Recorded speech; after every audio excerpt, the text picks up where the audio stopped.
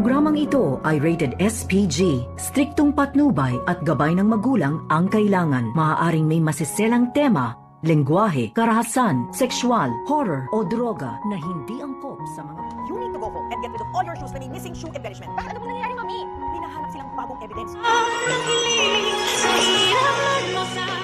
Narito na nga ang ating pakabangan ngayong Miyerkules sa abot kamay na pangarap.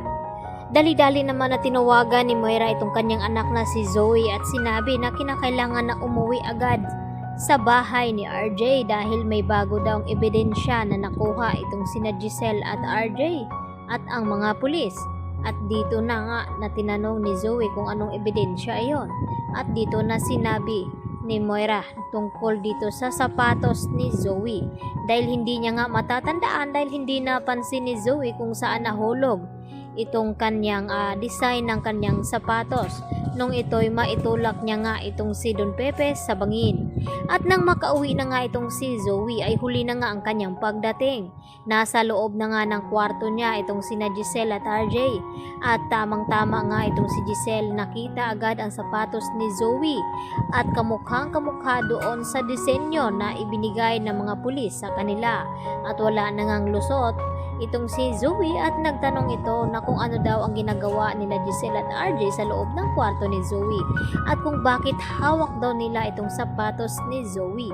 At dito naman na sinabi ni RJ sa kanyang anak na kumpirmado na nga nila itong tinutukoy ng mga pulis na ebidensya dahil kahawig nga ito dito nga sa sapatos at nawala nga ang disenyo na ito.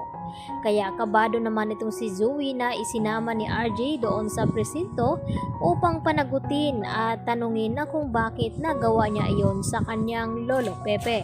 At hindi pa nga inaamin ni Zoe na kung ano ang dahilan na kung bakit niya naitulak ang kanyang lolo Pepe sa bangin. Dahil agad ngang pinadampot ni Giselle itong si Zoe at ipinakulong. At dito naman nagmamakaawa itong si Zoe sa kanyang ama na si RJ na sana raw ay huwag siyang ipakulong dahil hindi naman daw niya sinasadya ang ginawa niya dito kay Don Pepe.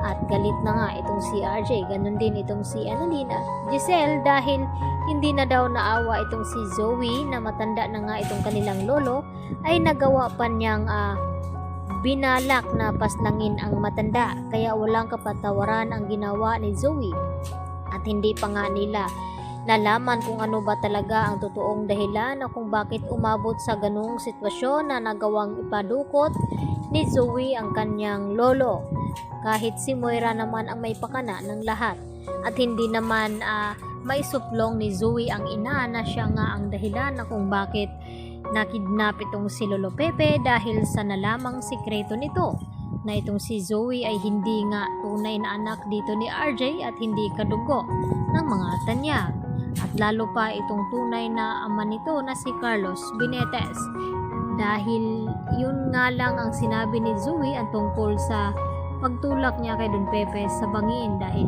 binalak niyang iligtas ito sa mga kamay ng kanyang ina at dito naman na inagaw nga dito ni Zoe ang cellphone na hawak nga noon ni Don Pepe kaya yun ay nahulog sa bangin ito.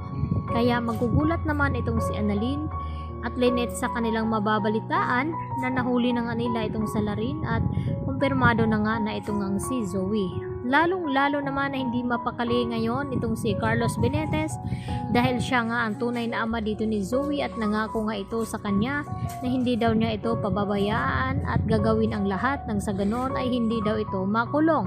Subalit ay huli na nga ang lahat dahil kampante sila na absuelto na sa ebidensya ng pulis at may nakuha nga bagong ebidensya laban sa kanila. Yan lang po at maraming salamat.